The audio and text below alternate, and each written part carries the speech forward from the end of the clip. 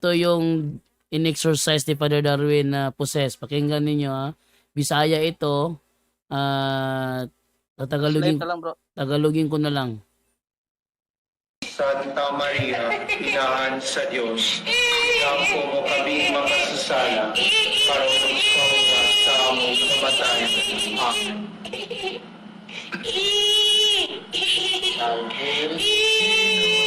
Kabalo ka, Darwin. Sabi niya, alam mo ba Darwin? Hindi po ako pamilyari sa ilang lugar. Yung buong pamilya nila sa kanilang lugar, Amo at tada nilang kalag. amin na ang lahat nilang kaluluwa.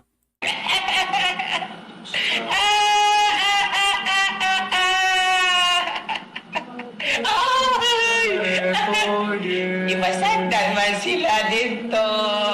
Hinayaan kasi sila doon. Kabalo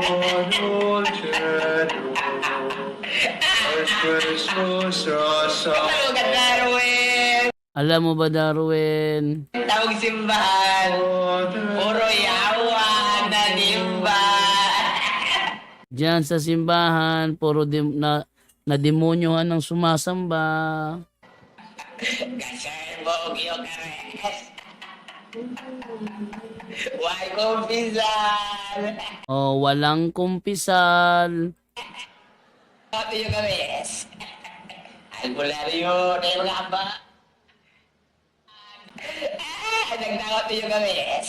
O, tumatanggap ng Eucharist. Walang kumpisal, tumatanggap ng Eucharist. So, lahat ng sumasamba sa simbahan na walang kumpisal, tumatanggap ng Eucharist, lahat ng mga yon na demonyuhan. Yun ang sabi ng possess. Albularyo na yung mga aba. Albularyo na may habak.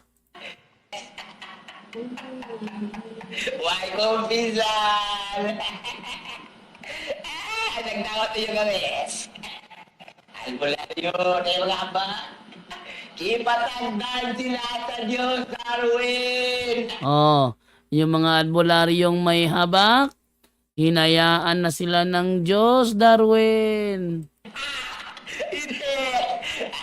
Ipatagdan sila sa Diyos. Pinabayaan na sila ng Diyos. Sige, sinag-aaglawan ni Kristo ay kumpisala. Sige, patuloy silang kumakain ng katawan ni Kristo, wala namang kumpisal.